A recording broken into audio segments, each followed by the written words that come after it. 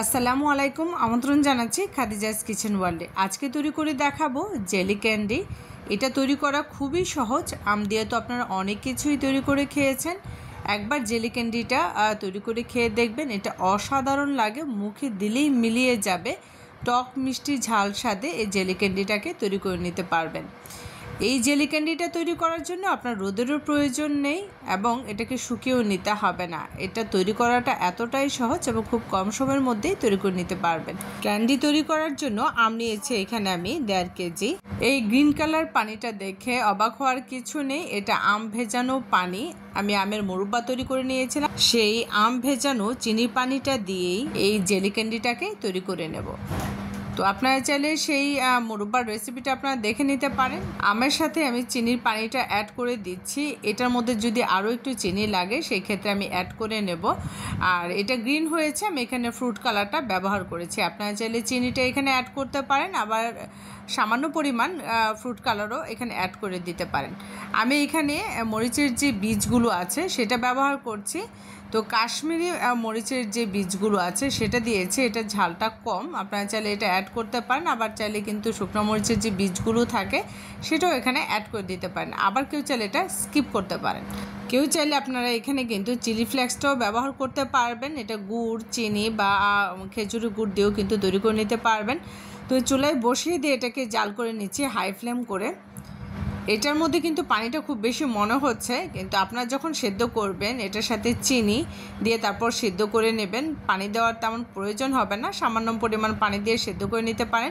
এই চিনির পানিটা যেহেতু আগেই ছিল সেজন্য কিন্তু এই আমের মধ্যে পানির পরিমাণটা একটু বেশি হয়ে গেছে। তো আপনারা পানি কম দিয়ে সেদ্ধ করে নেবেন, তাহলে দেখবেন এটা কম সময়ের মধ্যে হয়ে গেছে। চুলায় থাকা অবস্থায় কিন্তু আমি আলু মেশার দিয়ে এটাকে ভালো করে গলিয়ে নিয়েছি। আপনারা চাইলে এটাকে নামিয়ে ঠান্ডা করে ব্লেন্ডার করে নিতে পারেন।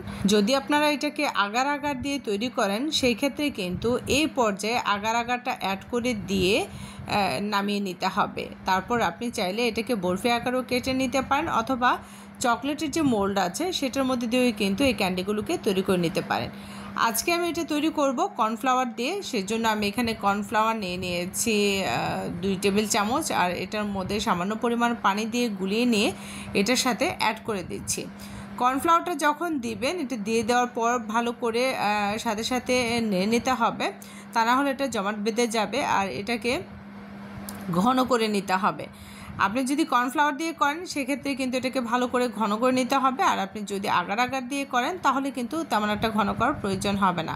তো আমি এখানে সামান্য পরিমাণ মরিচের গুঁড়া আর 5 ফোড়ন আর লবণটা দিয়ে ভালো করে এটার সাথে মিশিয়ে নিচ্ছি। যদি টক মিষ্টি ঝাল সাথে করতে চান সেই ক্ষেত্রে আপনি এখানে মরিচটা ব্যবহার করতে পারেন, আর 5 ফোড়নটা দিলে তো এটা ফ্লেভারটা সেই রকম আসে, সেটা তো আপনারা সবাই জানেন।